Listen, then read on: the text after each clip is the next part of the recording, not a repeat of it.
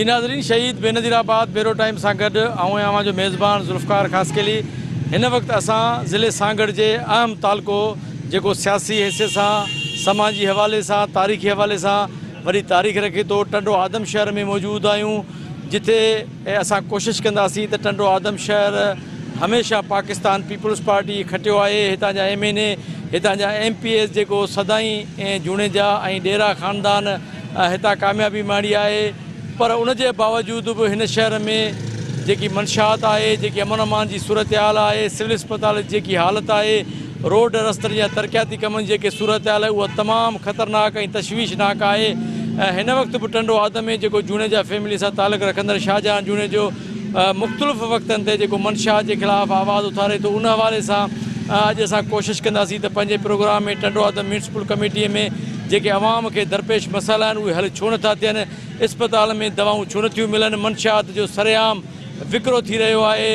जीअं बाज़ार में जीअं आम शयूं मिलनि थियूं, ईअं मंशात जेको आहे विकिरो थी रही आहे। उन खां हवाले सां जेके कचियूं आबादियूं आहिनि, जेके शहर जा कचा इलाइक़ा आहिनि या कचियूं आबादियूं आहिनि, उन्हनि में ड्रेनेज सिस्टम तबाह आहे, उते तरक़ियाती कम नथा थियनि। त अॼु असां कोशिशि कंदासीं त हितां जे आवाम सां ॻाल्हायूं त टंडो आदम में हीअ मसइला हल छो नथा थियनि। आख़िर पाकिस्तान पीपल्स पार्टीअ जी 13 साल हुकूमत, उनखां अॻु में बि हितां जे माण्हुनि पाकिस्तान पीपल्स पार्टीअ खे ब्लैंक चेक ॾिनो आहे, हितां खटरायो आहे, उनजे बावजूदि बि उनजा कम नथा थियनि। त अॼु असां कोशिशि कंदासीं त उन शहरनि सां ॻाल्हि ॿोल कयूं। सूरत हाल टंडो आदम में मसइला कहिड़ा कहिड़ा आहिनि, छा तव्हां बुख हड़ताल ते वेठा आहियो, ॿिया कहिड़ा कहिड़ा मसइला आहिनि टंडो आदम में? पहिरीं ॻाल्हि त मुंशियात जेका आहे सरेआम हले पई। तव्हां हितां 100 फुट निम जे पासे वञो, हिते केबिन हले पई, पुलिस जी मोबाइल सॼो ॾींहुं बीठी आहे, जेका असां लाइव हलाई सरेआम पुलिस।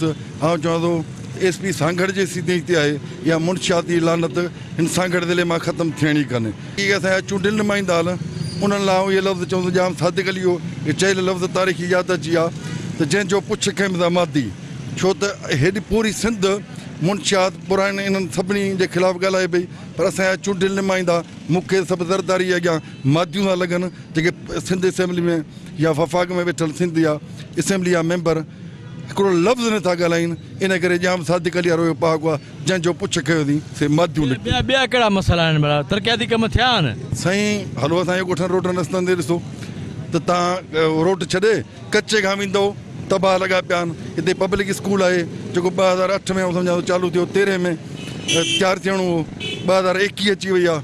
उनजो हिकिड़ो मुंड ठहे पियो, पुछड़ ते वञनि पिया त मुंड किरे पियो, उन में तव्हां महिरबानी करे सर्वे कजो, उहा असांजी महिरबानी थींदी। इस्पताल में दवाऊं मिलंदियूं भला? इस्पताल में नहीं, ग़रीब माण्हू तव्हां ॾिसो था त हुनखे मोबाइल ई कान थी मिले, छिते कुते जी सुई कान थी मिले, नाक वारी दवा कान थी मिले खाइण वारी, बाक़ी जॻह ते किरोना जी सुई उहा त गवर्नमेंट पैसा भई वठे छा, मुख़्तियार कारो बीठो आहे, SDM बीठो आहे, बा कार्ड न ते हण सुई पोइ मरे या बचे हुनजी मर्ज़ी। एॾा मसइला आहिनि, पर खटे त सदाईं उहे MNA MPS साॻिया माण्हू था खटीनि। सही आहे, मथां ई का अहिड़ी पॉलिसी आहे, या त ॾिसो न एॾी महांगी इलेक्शन कई विया, इलेक्शन त ठहियो पर हाणे स्कूल ई एतिरा महांगा कया वञो, ग़रीब जो ॿारु पढ़ी ई नथो सघे। इलेक्शन 10-20 करोड़ रुपया हुजनि, जेको आम माण्हू त बीह कोन थो सघे। असांजो ॿारु प्राइवेट स्कूल में नथा पढ़ाए सघूं, सरकारी स्कूल हिननि तबाह करे छॾिया। हींअर जेको आहे सईद गनी उन चयो 10,000 स्कूल बंदि था करियो सरकारी, छो उन्हनि जा ॿार पढ़नि कोन था। इहे प्राइवेट स्कूल इन्हनि जा पार्टनर, इन्हनि जा कारोबार आहे, धंधो आहे इन्हनि जो सिंध हुकूमत जो। हर MPA जंहिं वटि GLI गाॾी कान हुई, 500 एकड़ बनी आहे, त उहो बम प्रूफ गाॾी कयो वरितो आहे, बुलेट प्रूफ गाॾी, उते हिन वटि पैसा आहिनि, उते बजट आहे करप्शन करण महिल। बाक़ी असांजे तरक़ियाती कमनि लाइ या ई मुंशियात बंदि कराइण लाइ जिन माण्हुनि खां हिकिड़ो SHO SP ज़िले में रखी मुंशियात बंदि नथी कराई वञे, उहे असांजे सिंध जे हक़नि लाइ, सिंध जी धरती लाइ कहिड़ो विढ़नि था। नाज़रीन, हिन वक़्तु असां टंडो आदम शहर में मौजूदु आहियूं, जिते सिविल सोसाइटी तरफ़ां जेको आहे सो जेकी टंडो आदम में मंशात सरेआम हले रही आहे, जेको नौजवान नसल तबाह थी रहियो आहे, उन हवाले सां शाहजहां जूणेजो साहिब ऐं ॿिया जेके बाशऊर माण्हू आहिनि उहे मुसलसिल जिदोजहद कई आहे, हिन कैंप क़ाइमु कई आहे। उनखां पुछूं त हीउ मंशात जो जेको कारो धंधो थिए पियो, उन में केरु मुलविस आहे ऐं जेको नौजवान नसल तबाह थिए थो, पुलिस या जेके मंशात खे रोकण वारा इदारा आहिनि उहे छो नथा ख़तमु कनि? सर, छा सूरत हाल आहे सागड़ में, ख़ासि तौर ते टंडो आदम में मंशात जी? तव्हां बुख हड़ताल कई आहे त मंशात जे ख़ात्मे वारे सां तव्हां छा चवंदो? असांजी सिंध पाक तहरीक नाले सां असां हिकिड़ी तहरीक हलाई आहे, जंहिंखे 8 महीना थी विया आहिनि तक़रीबन। अॻे बि असां वेठा हुआसीं एतिजाज करे, हुन में बुख हड़ताल 11 ॾींहं, हींअर असांखे अॼु 45 ॾींहं आहे। पर जीअं तव्हां सॼो समाज ॾिसे पियो त मंशात हर दुकान हर केबिन ते वखर जीअं विकामे पई ऐं सिंध पुलिस जो किरदारु अहिड़ो आहे जो उहा उन्हनि जी निगरानी करे थी सरपरस्ती करे थी पुश्त पनाही करे थी असांजा चूंडियल नुमाइंदा MP MNA या वज़ीर मुशीर को बि इन ॻाल्हि ते ॻाल्हाइण लाइ तयारु कोन्हे को हीउ जेको मुआशिरे जो मसइलो आहे मुआशिरो तंग थी हाणे पाण मुरादो ई आवाज़ु उथारे पियो त ख़ुदारा असांजे नसुलनि खे तबाही खां बचायो ऐं इहा तबाही एतिरी वधंदी वञे जो हाणे ॻोठ घर घर ताईं हर घटीअ ताईं घरनि ताईं माइनि ताईं नंढड़नि ॿारनि ताईं रसी वई आहे ऐं जेकॾहिं अञा बि कंहिं आवाज़ु न उथारियो ऐं इनखे न रोकियऊं त मुस्तक़बिल ॾाढो वीरान नज़र अचे थो तबाहकुन नज़र अचे थो तव्हां कीअं था सम्झो तव्हां हीअ जिदोजहद हलाए पिया माण्हू जेके बुराइनि जे ख़ात्मे जे लाइ एहतजाज में शरीक नथा थियनि समाज जी बेहसी इन हवाले सां तव्हां छा चवंदो ॾिसो इन बेहसी इन जे लाइ हुकूमत या ईअं चइजे त जेके पाकिस्तान जा धणी या सिंध जा धणी आहिनि उन्हनि खे साल लॻी विया आहिनि उन्हनि सिहत तबाह कई तइलीम तबाह कई माण्हुनि जो शऊर खसियो इन जे लाइ त सुभाणे हीअ अहिड़ी अंधेर नगरी कनि त उन्हनि जे साम्हूं केरु ॻाल्हाइण लाइ तयारु न हुजे हू कंहिं हद ताईं पंहिंजे उन मशीन में कामयाबु आहिनि माण्हुनि में बेहसी आहे मायूसी आहे माण्हू ॾिसनि वेठा त इन्हनि जे पुठियां एॾियूं वॾियूं लाबियूं आहिनि पुलिस पाण बीठी आहे जिते बि केबिन आहे उते पुलिस वारो हिकिड़ो बीठो आहे त माना स्टेट पाण हलाए पई हाणे उहा मायूसी माण्हुनि में आहे त हाणे थींदो कुझु कोन्हे आवाज़ु उथारियूं था पर थींदो कुझु कोन्हे असांजो बि जेका असांजी जिदोजहद जी असांखे ॿ पहलू आहिनि हिकिड़ो त असां उन्हनि जेके क़ानूनी इदारा आहिनि जिन खे इहो मंशात जा गैर क़ानूनी कम बंदि कराइणा आहिनि उहा अॼु ताईं हरकत में कोन आया आहिनि पाण ज़िद करे ऐं उहे ज़ोरी हलाइनि पिया जेको मंशात डीलर छॾे थो त उनखे वरी बि टेक करे ईअं ज़ोरी हलाईंदा ॿिए पासे असांखे वॾी मोट मुआशिरे तरफ़ां इहा आहे भले खणी असां ॾे नथा अचनि पर माण्हू इन ॻाल्हि खे सम्झनि पिया इहो आवाज़ु असांजो पकिड़े पियो मुआशिरे जा माण्हू हाणे पाण मुरादो उन्हनि बुराइनि खां परे थियनि पिया उन्हनि जे नुक़सानात खे सम्झनि पिया पुलिस जो छा किरदारु आहे पुलिस त FIR थी कढे जेको मंशा जे ख़िलाफ़ आवाज़ थो उथारे बसि इहो ई किरदारु आहे पुलिस जो इहो ई किरदारु आहे उन्हनि मंशात फ़रोजनि जी तरफ़ां हींअर तव्हां ॾिठो त गुज़िरियल हफ़्ते ॾेढ में असांजे टंडवाज़ में जेतिरो आवाज़ु उथारे थो को सहाफ़ी ॻाल्हाए थो त सहाफ़ीअ जे ख़िलाफ़ु को सोशल माण्हू ॻाल्हाए थो उनजे ख़िलाफ़ु कूड़ियूं FIR दाख़िल कनि था एतिरे क़दुरु जो दहशतगर्दियूं कलम लॻाइनि था माना इहा पुलिस जो इहो ई किरदारु आहे टंडो आदम जे मंशात अमन अमान तरक़ियाती कम कीअं भला थियनि था साईं हींअर ज़ोरां ज़ोर वठी वई आहे हीअ जे सिंध तहरीक असां जे वेठा आहियूं त उन खां न ज़ोरां ज़ोरी वठी आहे पुलिस तावन कंदी आहे हर जॻह ते किबीन खुली पई आहे दुकान बाज़ार खुली पई आहे हर जॻह ते बेअंदाज़ मिले पई त इन जे जानी माली अवाम जो मुल्क जे माण्हुनि जो वॾो नुक़सानु थी पियो बेअंदाज़ नुक़सानु थी वियो आहे हर हिकु माण्हू 100 माण्हुनि में 20 माण्हू कैंसर जा मरीज़ बीमार आहिनि कंहिंजी ॾाठ ख़राबु कंहिंजी ॼिंभ ख़राबु कंहिंजो वात पुलिस छा थी करे भला पुलिस ॾिसे पई रोके नथी न को रोके थी कंहिंखे ॿधे कोन थी ॿियो भला छा टंडो आदम में ॿिया मसइला आहिनि भला ॿिया मसइला साईं शराब खुलो आहे तरक़ाती कोन न कोन थिया भॻा टुटा ॿार स्कूल दीवालियूं टुटियूं भॻियूं पियूं अस्पताल में दवा भला दवा बि ख़बर न आहे की कॾहिं कीअं मिले थी कॾहिं कीअं मिले थी को मज़ो कोन थो कॾहिं निकिरंदा बसि पोइ हाणे जॾहिं 5 साल पूरा थियनि पोइ निकिरंदा अवाम एहतिसाब छो नथी करे हुनजो वरी साॻिया माण्हू अची था वञनि बसि हाणे अवाम खे करणु खपे सोचणु खपे कोई अहिड़ो को निमाज़ चूंडियल अचे जो अशराब हुजे को 5 वक़्त नमाज़ पढ़ण वारो रुगो सही तरीक़े ते हुजे जेको मुल्क हलाए बि चलाए बि दीनी इस्लाम ते नाज़रीन हिन वक़्तु असां टंडो आदम म्यूनसिपल कमेटी या शहर जेको वॾो स्कूल आहे government boys high school sir Syed Ahmad Khan में मौजूदु आहियूं जिते तव्हांखे मुंहिंजो कैमरामैन ॾेखारींदो त हुन जेकी छित जी जेकी सूरत हाल आहे उहा तव्हां ॾिसी सघो था खोड़ सारा अहिड़ा वाक़िया पेश आया आहिनि त जेके स्कूल जूं छितियूं आहिनि उहे कमज़ोर आहिनि ज़बून हाली वारा शिकार आहिनि ऐं ख़ासि तौर ते जेकी गवर्नमेंट कॉन्ट्रेक्टर्स आहिनि उहे पंहिंजे पैसा पूरा करण जे हवाले सां उन्हनि जो मटीरियल जेको आहे सो नाक़स हूंदो आहे असां कोशिशि कंदासीं त हिते जेके 1300 खां मथे मासूम ॿार पढ़नि था उन्हनि जे स्कूल जी जेकी छित तमामु ज़बून हाली वारी शिकार आहिनि ऐं कॾहिं महिल बि हीउ वाक़ियो पेश अचे थो पर मूंखे नथो लॻे त कॾहिं बि हितां जे MPA MNA या डिप्टी कमिश्नर बि हिन स्कूल जो विज़िट कयो हूंदो त हीअ जेकी छित हिन वक़्तु असां वटि कोशिशि कंदासीं त हितां जे हेड मास्टर सां ॻाल्हायूं त हीअ सूरत हाल कॾहिं खां ख़राबु थी हुन खां अहिड़ी लेटर लिखियो आहे एजुकेशन डिपार्टमेंट में त हीअ जेको नुक़सानु थी सघे थो अस्सलाम वालेकुम सर वालेकुम सुमार खान चाकरानी सर ही अहिड़ी सूरत हाल आहे केॾी महिल त छितियूं किरी सघनि थियूं, मासूम ॿारनि जूं ज़िंदगियूं तव्हां जूं दावा ते लॻी सघनि थियूं, तव्हां को अहिड़ो लिखियो आहे, इंफॉर्मेशन ॾिनी आहे? साईं हीअ तक़रीबन 10 साल थी विया आहिनि असांजी बिल्डिंग जी हीअ हालत अथव। असां काफ़ी चकर जेको सो गवर्नमेंट ऑफ सिंध खे लेटर लिखिया आहिनि, AC साहब खे, DC साहब खे, इवन एजुकेशन वर्क्स वारनि खे बि रिक्वेस्ट कई आहे त असांजे स्कूल जी हालत ॾिसो। हिते तमामु घणा जेको सो असां वटि तक़रीबन 4 या 5 क्लास अहिड़ा आहिनि जिन जी इहा पोज़ीशन आहे, उहे किरण में न। हिते असां रिस्क कोन पिया खणी सघूं, तंहिं करे ॿार असीं जेको हिन में पहिरीं छा थियो जो क्लास जे अंदरि ॿार वेठा हुआ, हीअ अची चापड़ो किरिया, अलाह ताला जे इहे रहम ऐं करम थिया जो ॿार असांजो को ज़ख़्मी कोन थियो। उन टाइम ते डिस्ट्रिक्ट एजुकेशन ऑफिसर या तहलका एजुकेशन ऑफिसर जेके असांजा ऑफिसर आहिनि उन्हनि खे मूं इन्फॉर्म कयो त साईं अचो तव्हां असांजे स्कूल जी हालत ॾिसो। उहे बि आया, उन्हनि विज़िट कयो ऐं काफ़ी चकर जेको सो उन्हनि बि रिक्वेस्ट कई आहे असांजे तरफ़ां गवर्नमेंट ऑफ सिंध खे त ही स्कूल जी हालत हीअ आहे, हिन खे जेको सो बहितर कयो वञे, हिन खे जेको सो ठाहियो वञे। पर अञा ताईं का बि जेका अहिड़ी ॻाल्हि जेका असांजे स्कूल में को बि अहिड़ो माण्हू MNA MPA या इवन एजुकेशन वर्क्स वारा उहे बि कॾहिं जेको सो विज़िट करणु कोन आया त स्कूल सां छा पियो वहे, छा पियो वापरे।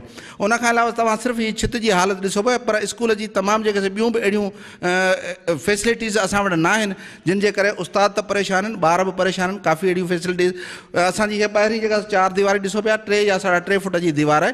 इन 3 या 3 फुट जी दीवार ते माण्हू चढ़ियो अचनि, राति जो चोरियूं कयूं। हींअर हाणे ताज़ो ई मुंहिंजे स्कूल मां जेको सो फ्रिज बि खॼी वियो।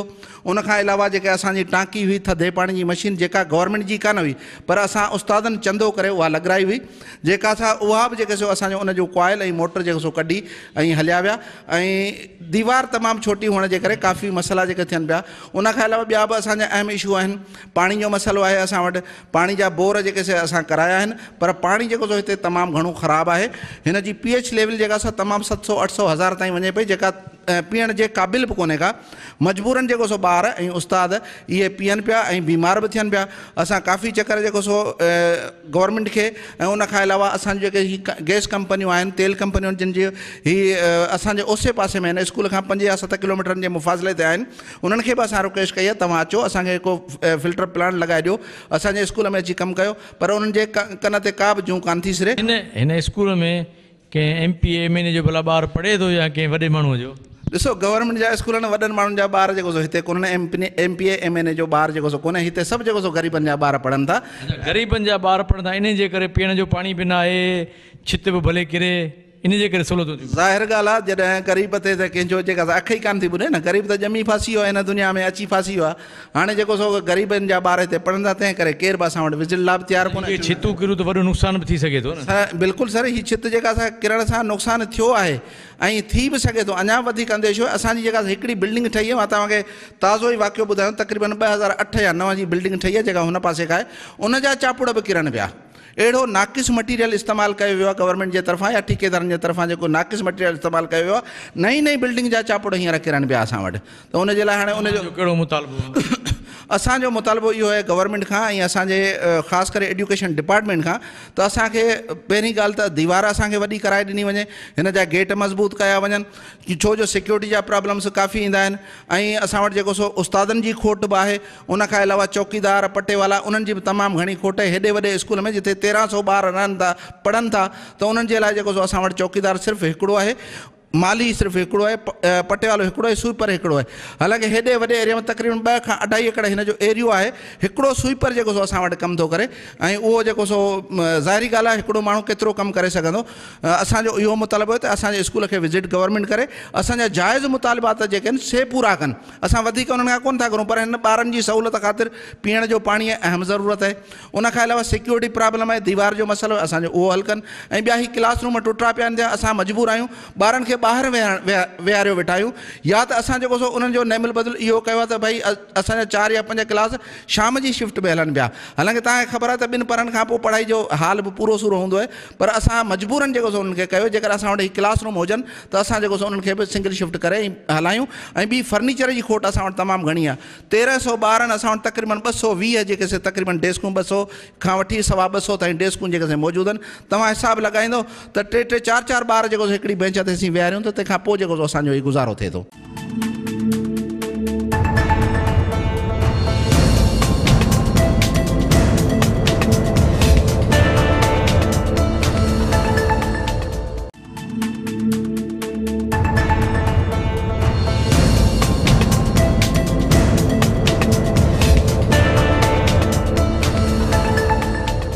नाज़रीन, हिन वक़्तु असां government boys high school Sir Syed Ahmed Khan जे साइंस हॉल जे मौजूदु आहियूं, छाकाणि त तइलीम जो जेको आम जुज़ो हूंदो आहे उते तजुर्बा कया वेंदा उन जी तव्हांखे हालत ॾेखारींदासीं त हीउ वॾे में वॾो जेको साइंस हॉल आहे, जेको तव्हां हिन खां ॾिसी सघो था त हिते ॿार कहिड़े हवाले सां तजुर्बा कंदा। हीअ सूरत हाल आहे जेकी साइंस हॉल जी।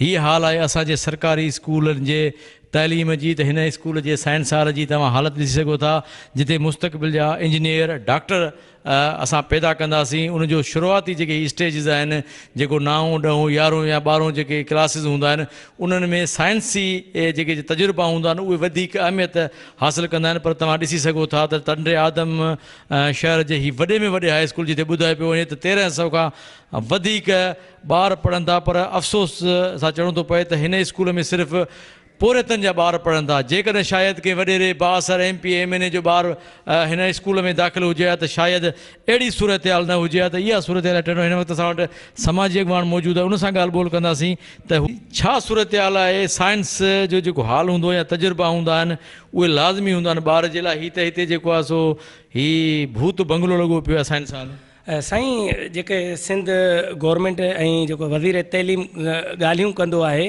त हाणे हितां लाज़मी आहे न भूत बंगलनि मां जेके थिए IBA टेस्ट में कीअं पास थींदा ऐं कीअं असांजे जेके सिंध जो माण्हू आम माण्हू लोअर क्लास जो माण्हू अॻिते निकिरंदो। मक़सदु इहा आहे त सिंध गवर्नमेंट ख़ुदि हथ वठी सिंध जा स्कूल तबाह पई करे।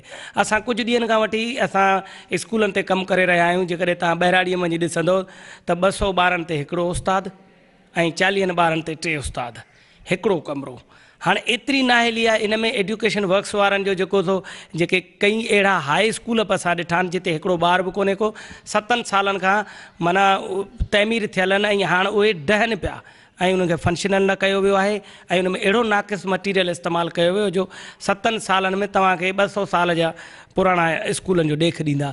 ईअं ई तव्हां जिते बि वञी ॻोठ में ॾिसंदव उते न बाउंड्री वाल आहे, न वॉशरूम आहिनि, न ई वरी जेको आहे सो रूम आहिनि। ॿाहिरि पोठे ते ॿार पढ़नि पिया। हाणे इन में एजुकेशन वर्क्स खां वेंदे जेके असांजा तइलीम जा बाला ऑफिसर आहिनि तहलके टंडो आदम जा, उन्हनि जी वाज़े नाहेली आहे। ऐं असांजो जेको ॻोठनि में या जिते उमूमन असांजो ग़रीब तबिके जा ॿार स्कूलनि में पढ़नि था, उहे माण्हू पंहिंजे तारीख़ बचनि जे पेट रोज़ी रोटीअ जे चकर में वञनि था। हाणे उहे त न को ही दाहे था सघनि, न को कुझु करे था सघनि। उन लाइ असां रिक्वेस्ट कंदासीं जेको आहे सो असांजे जेको सो आला इख्तियारनि सां गॾोगॾु जेको सो असांजी जेको जुडिशरी आहे, chief justice high court Sindh खे त बराए करम तव्हां डिस्ट्रिक्ट सांगड़ जेका आहे गैस ऐं पेट्रोल जे रॉयल्टीअ सां हिकिड़ो वॾो मक़ाम रखंदड़ ज़िलो आहे, उन जे जेके बि ॻोठ आहिनि ॿहिराड़ियूं आहिनि उते विज़िट कराए, जिते स्कूल न आहिनि उते स्कूल तामीर कराया वञनि ऐं जिते ख़स्ता हाल स्कूल आहिनि उन्हनि जी जेको सो इंफ्रास्ट्रक्चर खे जेको सो नए सिरे तामीर कयो वञे।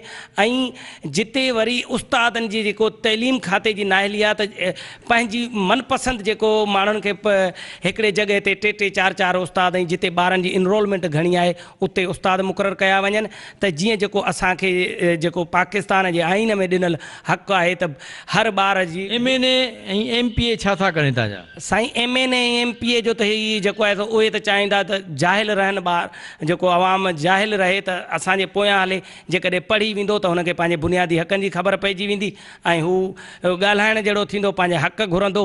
उनजे करे उन्हनि जी इहा ई पोज़ीशन आहे। आदम शहर जी ॿी छा सूरत हाल आहे? भला तरक़ियाती कम थिया न, गंदगी कान्हे का, ड्रेनेज सिस्टम ठीकु आहे, रोड रस्ता ठीकु आहिनि? साईं टोटली सिस्टम हिते जो डैमेज आहे। हिते जो टोटली बल्दिया जी कारकर्दगी ॾिसंदव त विच शहर में रुगो जेको आहे सो इंक्रोचमेंट जे नाले ते कुझु कंदी आहे, पर जेको सो वॾनि बंगलनि वारनि जो, बैंकुनि जा जनरेटर, वॾनि दुकानदारनि जूं इंक्रोचमेंट हूंदी आहे, उन ते कुझु कोन। हिन जेको टंडो लया टंडो आदम ही जेको रोड आहे, इन जा 2 फुटपाथ कवर आहिनि। कई उस्तादनि हिन ते जेके एप्लीकेशनूं मूव कयूं आहिनि बल्दिया एडमिनिस्ट्रेटर खे, असिस्टेंट कमिश्नर खे, पर उन ते को खड़तेल नथो निकिरे। कुझु साल अॻु में हिते जेको आहे सो हिकिड़ो एक्सीडेंट में ॿार बि एक्सपायर थियो, पर फुटपाथ क्लियर नथा कराया वञनि। इहो बल्दिया जी कार। ऐं जेकॾहिं तव्हां हिते ई सिंधी मेन स्कूल जे भर में निकिता हूंदो त माण्हू उते फुटपाथ ते पेशाब कंदा आहिनि ऐं उते जहिड़ो पेशाब खानो लॻो पिया, का कारकर्दी कान्हे। जेकॾहिं अस्पतालुनि में वेंदव त उते केर बि जेको आहे सो तव्हांखे का दवा न मिलंदी ऐं 54 या 50 जेके डॉक्टर आहिनि उन्हनि जी हिते अपॉइंटमेंट आयो, पघारूं त खणंदा, पर उते को वार्ड कोन थो, फंक्शनल का शइ न आहे। साईं सूरत हाल इहा तव्हांजे साम्हूं लॻो पई आहे। सिविल अस्पताल अस्पताल घटि आहे, रेफर सेंटर आहे। हीअ हिते जेको हिकिड़ो अताई अस्पताल हूंदी आहे न, उन में बि कुझु सहूलियतूं वधीक हूंदियूं आहिनि, हिते उहे बि कोन ॾिठे। हीअ ॾिसो जेके सभु कुझु ठहिया पिया आहिनि, ऐं हले कुझु का बि शइ कान थी, ऐं न दवा हूंदी आहे न दारू आहे, बसि तोड़ इन जहिड़ी हिकिड़ी कप जी न उहा मरीज़ को ॿाहिरां वठे थो, स्टोर तां वठे थो, या हिननि जा ई पंहिंजा स्टोर आहिनि। हीअ सॼी सेटिंग आहे हिननि सां, स्टोरनि ते मोकिलीनि था। न ऑपरेशन थिए थो, न सीज़र थिए थो, दिलि जो वार्ड बि ठहिया पिया आहिनि, गुर्दे जा वार्ड बि ठहिया पिया आहिनि, ट्रामा सेंटर बि ठहिया पिया आहिनि, एम्बुलेंस बि पर फाल का बि शइ कान्हे का, हर शइ गैर फाल आहे। पोइ जेकी बजट अचे थी उहा कान्हे, बजट अचे थी त उहा जेको त दवाऊं एक्सपायर थी किचरे में वञनि थियूं, उहो बजट जेका असां हिननि जे MS जी आहिनि जेके मंज़ूर नज़र आहिनि, जिन जा ई रख रहियल आहिनि नुमाइंदनि जे, उन्हनि जे खीसे में वञे थी। ऐं ग़रीब दरबदर आहिनि, वॾी उमेद खणी हिते ईंदा आहिनि, पर हितां वरी डॉक्टर 50 खां मथे डॉक्टर न हिते। पर जेॾीमहिल तव्हां हिते ईंदो त उहे सिर्फ़ु हिननि जी हाज़ुरीअ लाइ किताब बि उन्हनि जी प्राइवेट मेडिकल सेंटर ते वञे थो। हींअर तव्हां MS आहे, सा तव्हां ॾिसो MS घटि, ड्रेकोला वधीक तव्हांखे नज़र ईंदी, ऐं उहो ई पंहिंजी उनजी अस्पताल ॾिसो तव्हां सम्झो त पेरिस जी का वॾी तरक़ी याफ़्ता अस्पताल आहे। ऐं जंहिं अस्पताल में ग़रीबनि खे दवाऊं मिलंदियूं, उनखे त सभिनी खे पर्चियूं हथ में आहिनि, पर्चियूं हथ में आहिनि। पर्चियूं स्टोर ते तव्हां ॾिसो न, होॾा ॾेखारे सघे कैमरामैन, त उहे सभु स्टोर तां वठंदा आहिनि। हिननि खे सिर्फ़ु हितां पर्ची मिलंदी आहे। जे एमरजेंसी में कंहिंखे ॿ रुगो ठलो रुगो रेड़ो हूंदो आहे, उनखे हैदराबाद रेफर कयो वेंदो आहे। इन करे हीअ अगरि बंदि हुजनि त हिन जे आसिरे में माण्हू मरंदा घटि। हीअ नुक़सानु वधीक ॾेई रहियो आहे इदारो, असांखे फ़ाइदो तमामु घटि ॾेई रहियो आहे, छो जो हिन आसिरे में माण्हू वीचारा हिते अचनि था। पोइ हितां हिननि खे हिननि जे मेडिकल सेंटरनि ते रेफर कयो वञे थो, ऐं उहे पोइ हुते उन्हनि खे कहिड़ी हालत कनि था, कहिड़ी था कुसनि, कोई कोन था, उहा दुनिया खे ख़बर आहे। हीअ मासूम माण्हू वेठा आहिनि, हिननि मासूमनि खे जेको न इहे पर्चियूं हथनि में आहिनि, हीअ दवाउनि लाइ परेशान आहिनि। केॾा हिनखे दवाऊं नथा ॾियनि, पुछा कयूं था। ॿारनि खे मिली, मूंखे कोन मिली। छा लिखी ॾींदनि? हीअ दवा आयल आहे, छा आहे? या किथां वठी वठो? ॿार जी त पोइ तव्हां ग़रीब माण्हू किथां वठंदव? ॿारनि जो मिलियो आहे हितां। अच्छा, हीअ ॿाहिरि लिखी ॾींदनि? हा, हीअ ॿार जी अलाए, ख़बर कोन्हे। सरकारी अस्पताल में ग़रीब मिस्किन माण्हू आहिनि, ख़बर कोन्हे असांखे। अलाए सरकारी अस्पताल में छो था लिखी ॾियनि? इहा ख़बर ख़ुदा खे आहे। सरकारी अस्पताल में त मुफ़्त में मिलणु खपे न ग़रीबनि खे। बसि मुफ़्त वोट में ॾींदो ई वोट ॾींदा आहिनि, वोटनि में पोइ वाइदा कंदा आहिनि तोसांखे, उहे ख़बरूं हलंदियूं आहिनि।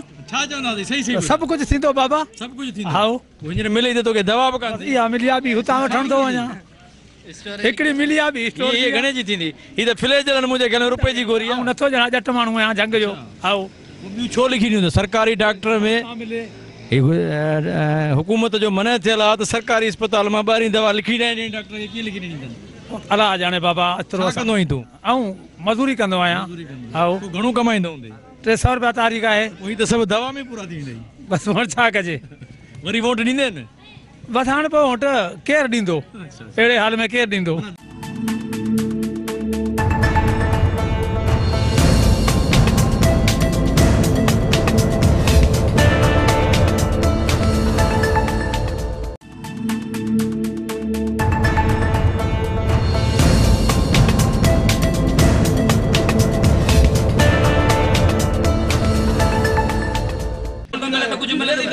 दवा मिली कोन के हाणे पैसा जमा कराए त पोइ टेस्ट थींदी।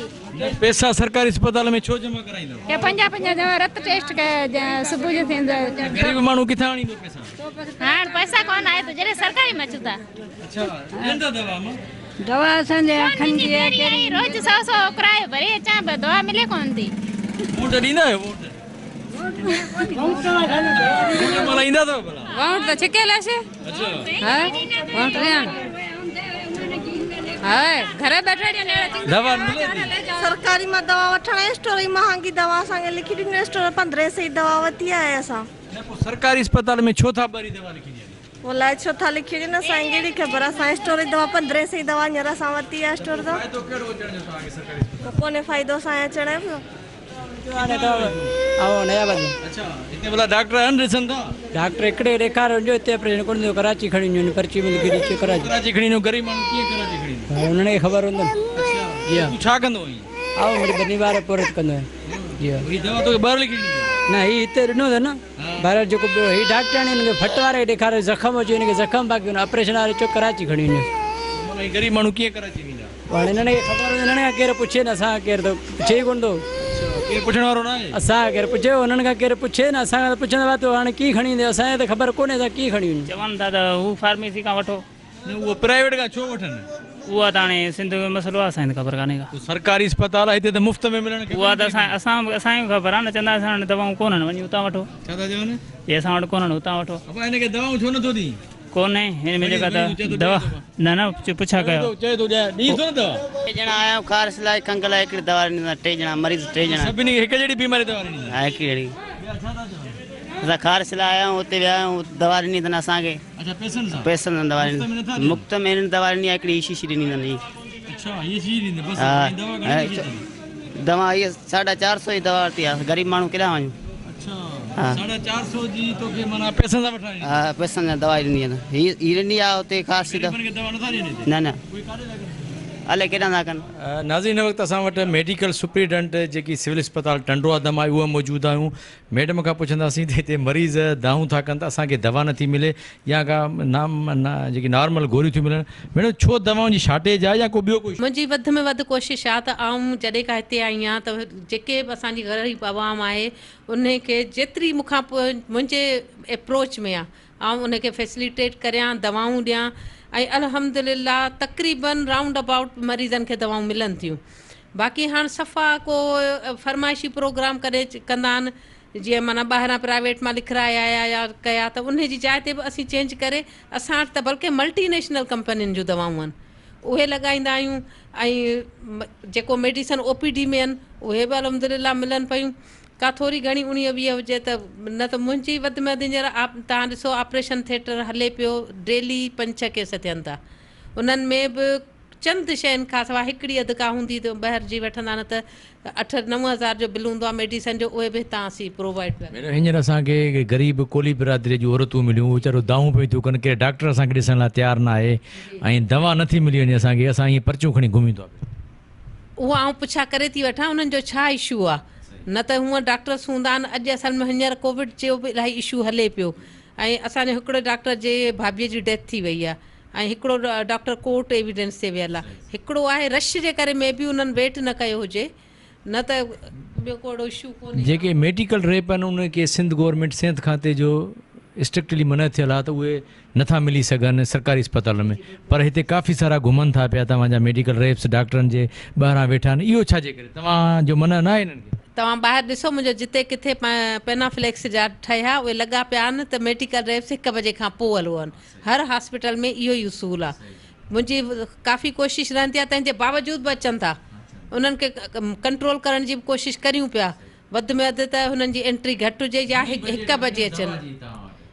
हिते असां वटि अहिड़ी पाण असांखे फैसिलिटेट करियो, कोशिशि करियो, असांजे हेल्प करियो जेका हा बिल्कुलु जेका असांजी बजट आहे उहा 20-25 साल अॻु में जी सेंशन थियल आहे, तॾहिं डेली हिते को 50 मरीज़ मस ईंदा। हाणे तव्हां ॾिसो त तक़रीबन 800 खां 1000 डेली OPD आहे। बजट उहा ई साॻी आहे, रिवाइज़ थियणु खपे, असांजो बजट वधणु खपे। उन हिसाब सां हिते आहे गाइनी आहे, सर्जिकल OPD आहे, OT आहे, इहे सभु हलनि था। असांजो बजट वधी वञे, असांजो स्टाफ वधी वञे। असांजो इलाही स्टाफ रिटायर थी वियो आहे हींअर। हाणे बि हिन सेप्टेंबर जी 21 तारीख़ ते 3 स्टाफ असांजा रिटायर थी विया, वरी डिसंबर में 3। त हाणे उन्हनि जूं जेके जायूं ख़ाली पई थियनि उहे किथां आणियूं माण्हू। जी नाज़रीन, हिन वक़्तु असां मौजूदु आहियूं असिस्टेंट कमिश्नर एडमिनिस्ट्रेटर जेको म्यूनसिपल कमेटी टंडो आदम आहे ग़ुलाम दस्ती शेख साहब वटि।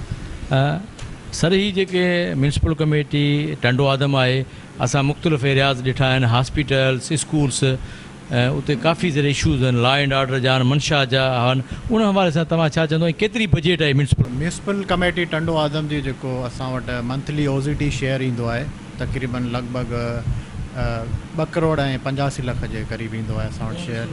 ऑन रिसोर्सिस असांजी जेके रिकवरीज़ हूंदियूं आहिनि टैक्सेशन जे मद में या असांजो ॿिया के असांजा जेके टैक्स खां अलावा जेके असांजा बिज़नेस वग़ैरह आहिनि उन्हनि जा लाइसेंस, ट्रेड लाइसेंस असां चवंदा आहियूं, इन मद में ईंदा आहिनि असांखे। या जेको आहे असांजो बकरा पीढ़ी आहे ऐं पंहिंजो हिन असांजो जेके मतिलबु गोश्त मार्केट में जेके आहिनि मामलात असांजा उते असांजो रिकवरीज़ हूंदियूं आहिनि, उहे मिलाए करे जेको मंथली असां वटि 15 लख जे क़रीब जेको आहे न इहा रिकवरी थिए थी। ऑन शेयर्स जेके असां रिकवर कया आहिनि माशाल्लाह लास्ट मंथ खां 2-3 मंथ्स खां असांजी काफ़ी बहितरी आहे उन्हनि में। प्रीवियस मंथ्स जी मूं चेक कराई आहे त 10 खां 12 लख लही आहे ऐं हिन महीने जेको असां चेक कई आहे सेप्टेंबर महीने में तक़रीबन 15 लख जेको आहे असांजा ऑन रिसोर्सिस जनरेट कया आहिनि असां। 2,85,00,000 जेको असां वटि OZT शेयर गवर्नमेंट जो अचे थो, उन में जेको असांखे अहकामात जारी थियल आहिनि एडमिनिस्ट्रेटर खे जेके उहे कीअं यूटिलाइज़ करणा आहिनि, हिकिड़ो सॼो प्रोपोज़ल आहे गवर्नमेंट ऑफ सिंध जो लोकल गवर्नमेंट डिपार्टमेंट जे थ्रू। असांजी रिसेंटली बजट बि पास थी वई आहे, जंहिंमें इहो आहे त असां जेको उते एम्प्लॉइज़ आहिनि उन्हनि जूं सैलरीज़, पेंशन, ग्रेजुएटी ऐं नॉन डेवलपमेंट जेके असां जेके मतिलबु फंड्स अचनि था उते असां जेको आहे न उहे जेको पंहिंजा फंड आहिनि उहे यूटिलाइज़ कयूं था। पंहिंजो सैलरी जे मद में तक़रीबन असांजा 1,30,00,000 जे क़रीब जेको आहे न पकनि मुलाज़िमनि एम्प्लॉइज़ जी असां जेको आहे उहे उते इन्हनि खे अदा कयूं था, पेमेंट कयूं था।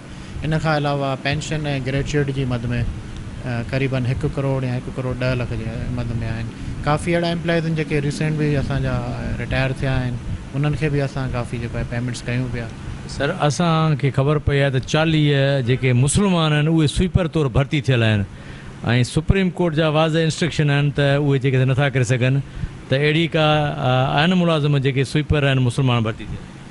काफ़ी इहे इशूज़ पहिरियां बि हुया, हींअर बि हलंदड़ आहिनि। असां कुझु आइडेंटिफाई कया ऐं उन्हनि खे अहकामात जारी कया त पंहिंजे जेके तव्हांजी पोस्ट जेका जंहिंजे तौरु तव्हां भर्ती थियल आहे, प्राइमरी पोस्ट आहे तव्हां, त असां कुझु उन्हनि खे अहकामात जारी कया आहिनि त उहे जेको आहे एज़ अ स्वीपर अगरि कमु नथा कनि त पंहिंजो जेको आहे असां उन्हनि खे रिपोर्ट कराए छॾींदा, उन्हनि खे असां नोटिस वग़ैरह बि सर्व कया आहिनि। इहे काफ़ी ओवरऑल इशूज़ असांजे जेको आहे न म्यूनिसिपल कमेटीज़, टाउन कमेटीज़ ऐं यूनियन काउंसिल लेवल ताईं हलंदा अचनि पिया ऐं डेफिनेटली कोर्ट जा ऑर्डर आहिनि, असांखे उन्हनि खे इम्प्लीमेंट करणु। सिर सैयद अहमद ख़ान जेको बॉइज़ हाई स्कूल आहे, तमामु वॾो स्कूल आहे, 1400 खां मथे स्ट्रेंथ आहे। असां विज़िट कया त उनजा जेके छित जा चापुड़ किरनि था पिया, पीअण जो जेको पाणी आहे उनमें आर्सेनिक माना मौजूदु आहे जेको पीअण जे लाइक़ु न आहे। तव्हां पाण विज़िट कंदो त केॾी महिल को जानी हादसो थी सघे थो। इन हवाले सां तव्हां हुनजो असां बार बार लिखियो आहे डिस्ट्रिक्ट एडमिनिस्ट्रेशन खे, पर उन ते अमल नथो थिए। हॉस्पिटल जी डॉग बाइट्स बि न आहिनि, असां पुछा करे आहियूं त तव्हां करे लिहाज़ा एडमिनिस्ट्रेशन करे असिस्टेंट कमिश्नर बि आहियो त विज़िट कयो आहे सर, या अहिड़ियूं शिकायतूं तव्हांखे मिलियूं? जॾहिं स्कूलनि जो मामिलो आहे त उहे कुझु मूं स्कूल विज़िट कया। असांजा म्यूनिसिपल जा बि स्कूल आहिनि ऐं government of Sindh education department जा बि कुझु अहिड़ा स्कूल आहिनि जिन में असांखे काफ़ी शिकायतूं मौसूल थियूं आहिनि। काफ़ी मसइला हुते फर्नीचर जा बि आहिनि ऐं स्कूल में उस्तादनि जी जेको आहे गैरहाज़िरी, प्लस में डेवलपमेंट जे हिसाब सां काफ़ी बिल्डिंग्स जेके डेंजरस ऐं उते जेको आहे सहूलियतुनि जी अणूंद बि आहे, फुक़दान बि आहे काफ़ी। मूं प्रिंसिपल्स खे ऐं TOs खे घुराए करे TO प्राइमरी सेकेंडरी खे एडवाइस कयो त तव्हां जेको आहे मूं वटि अचो, कहिड़ा मामलात आहिनि जेके असांजे ज़रिए हल थी सघनि था, या डिप्टी कमिश्नर साहब जे थ्रू हिकिड़ो फोरम आहे DROC, district reform oversight committee, उते जेको आहे सभु जेको पंहिंजा डिप्टी कमिश्नर जे चेयर जे अंडर हिकिड़ी मीटिंग कंडक्ट थी आहे जंहिंमें DOs, TOs ऐं एजुकेशन वर्क्स जा जेके नुमाइंदा XCN या AEN आहिनि उन्हनि साहिबान खे हिकिड़ो मीटिंग में जेको आहे न जनरल जेको आहे असांजो government of Sindh education literacy department जे थ्रू जेका कमेटी ठाही वई आहे DROC, उन्हनि खे जेको आहे ऑर्डर्स ॾींदा आहिनि DC साहब जेके बि सहूलियतनि ॼाणूं हूंदा, डेंजरस बिल्डिंग्स आहिनि ऐं काफ़ी अगरि उते का टीचर्स जी गुंजाइश आहे या एब्सेंस आहे टीचर्स जी, घोसड़ू मास्तर आहिनि। अच्छा, मुंहिंजो इहा जेको आहे MS साहिबा सां 2-3 ॾींहं अॻु हिन मामले ते मुलाक़ात बि थी। मैडम मूंखे ॿुधायो त असां वटि इनफ जेको आहे न डॉग बाइट्स लाइ एंटी रेबीज़ वैक्सीनेशन अवेलेबल आहिनि ऐं 10 खां 15 केसिस थिया असांजे शहर में। असां उनखे प्रॉम्प्टली फिलफोर जेको आहे उन्हनि खे फस्ट एड बि ॾिनी ऐं प्लस में वैक्सीन वग़ैरह बि असां लॻाई। उन मैडम मूंखे रिपोर्ट बि ॾेखारी जेकी हू डेली बेसिस ते पंहिंजे DHO सांगड़ खे बि रिपोर्ट मोकिलींदा रहंदा ऐं मूं वायल बि चई हुनजो असां वटि सफिशेंट अवेलेबल आहे। बाक़ी इहो मीडिया में या सोशल मीडिया में असांजे ख़िलाफ़ु वाविला हले पई ऐं असां वटि एंटी रेबीज़ वैक्सीन महमदी चौक ते सर पुलिस मोबाइल बीठी आहे, उते केबिन आहे, उहा उनजे प्रोटेक्शन लाइ बीठी आहे जितां मंशात हले थी, या उनखे पकड़ण लाइ बीठी आहे? सर इन बारे में मूंखे का नॉलेज न आहे। तव्हां डेफिनेटली स्टिंग ऑपरेशन में बि कयो हुजे या तव्हांजे जेको आहे नज़र में हूंदी, वॉच में हूंदी, या कंहिं सिविल सोसाइटी जे मेंबर में बि आइडेंटिफाई कयो हुजे इहो, डेफिनेटली असां इहो DSP साहब खे जेको आहे चवंदासीं ऐं पंहिंजो SHO सिटी आहे त महिरबानी करे उहे इन शइ ते नज़र रखनि। लॉ एंड ऑर्डर सां गॾोगॾु इहे मनशियात जे ख़िलाफ़ु जेको सर आवाज़ उथारे थो उन ते ATC जी FIR थी वञे। डेफिनेटली इहो जेको आहे पंहिंजो लॉ एंड ऑर्डर जो मसइलो आहे, पुलिस जो आहे, इहो सभु असां उन्हनि खे एडवाइस कंदासीं पंहिंजे हिसाब सां इनखे ॾिसी वठनि शहर जी बहितरी लाइ, आवाम जी बहितरी लाइ, टंडो आदम जे शहर जी ऐं असां सभिनी जी जेको आहे उन्हनि सां हिकिड़ी गॾी कोऑर्डिनेशन रहंदी इन मामले खे ख़तमु करण जे लाइ। मनशियात डेफिनेटली सभिनी जे लाइ ज़हर आहे, असांजी आवाम नौजवान नसल हिन सां तबाह थिए थो। असां सभिनी खे गुज़ारिश कंदासीं त इन शइ ते कंट्रोल कयो वञे। टंडो आदम तालुके जा सम्झो त तव्हां इमीडिएट बास तव्हां आहियो असिस्टेंट कमिश्नर ओवरऑल, त इन हवाले सां तव्हां इन्हनि सां कोऑर्डिनेशन में आहियो त भाई मंशात आहे या जेके ॿियूं शयूं आहिनि जेके मिसिंग फैसिलिटीज़ आहिनि उन हवाले सां सर?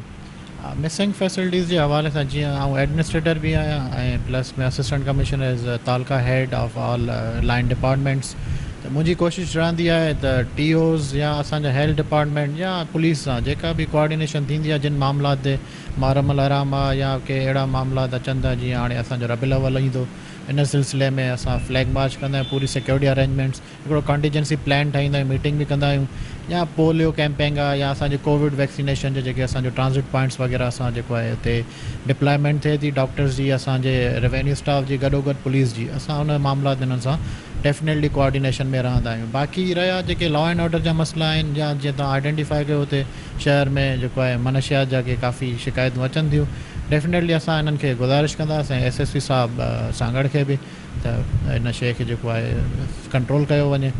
जी नाज़रीन, अॼु असां म्यूनसिपल कमेटी टंडो आदम जे जेके मुख़्तलिफ़ मसइला जंहिंमें हेल्थ, तइलीम, अमन अमान जी सूरत हाल, डेवलपमेंट जा कम, त उते तव्हां शहरनि जूं, सिविल सोसाइटी जे अॻुवाणनि जूं, माण्हुनि जूं, समाजी धुरनि जूं ॻाल्हियूं ॿुधियूं। जो चवणु आहे त टंडो आदम में का बि अहिड़ी फैसिलिटीज़ न आहे जिते अवाम खे का सहूलियत मिले। तव्हां टंडे आदम सिविल अस्पताल जी हालत ॾिठी त उते माण्हू खे डिस्प्रिन जी गोरी नथी मिले, उते जेके डॉक्टर्स आहिनि उहे प्राइवेट अस्पताल जेके मेडिकल स्टोर उन जूं दवाऊं लिखी ॾियनि था, जॾहिं त जेको सरकारी स्टोर आहे उते सिर्फ़ु फिलेजल या डिस्प्रिन जूं गोरियूं मिलनि। त ईअं ई जेको आहे तइलीम खां हवाले सां स्कूल तबाह, उते जेके आहिनि छितियुनि जा जेके चापुड़ किरनि था पर उते तरक़ी करे तयारु न आहिनि, जॾहिं त जेकी अमन अमान जी सूरत हाल उहा बि एतिरी बहितर न आहे। मंशात जे हवाले सां 45 ॾींहंनि खां हिते जेको आहे सो बुख हड़ताल कई पई वञे, सिविल सोसाइटी जे तरफ़ां डेवलपमेंट जा कम न आहिनि, माण्हू परेशान आहिनि। त टंडो आदम जी हेॾो सांगड़ ज़िले जो अहम तालुको आहे जिते हितां जूं इक़्तिदार वारियूं धुरियूं जेके पाकिस्तान पीपल्स पार्टी सां तालुक रखनि थियूं, जेके हितां जो MNA आहे उहो बि बासर आहे, हितां जो जेको MP आहे उहो बि सूबाई वज़ीर रहियो आहे, जॾहिं त हुनजो कज़न बि हींअर जेको आहे सूबाई सलाहकार आहे, पर उनजे बावजूदि बि टंडो आदम म्यूनसिपल कमेटी मुख़्तलिफ़ मसइलनि जे वर्चड़े हितां जे माण्हुनि इहा अपील कई आहे त महिरबानी करे सिहत, तइलीम ऐं ॿियूं जेके असांखे सहूलियतूं फ़राहम कयूं। जेकॾहिं हीअ प्रोग्राम हितां जा चूंडियल नुमाइंदा, हितां जा जेके ऑफिसर आहिनि, ब्यूरोक्रेसी ॾिसंदी हूंदी त ज़रूरु हिन टंडे आदम म्यूनसिपल कमेटी ते तवजो ॾींदी। अॻे प्रोग्राम लाइ पंहिंजे मेज़बान ज़ुल्फ़कार ख़ासि कंदा इजाज़त, अल्लाह निगहबान।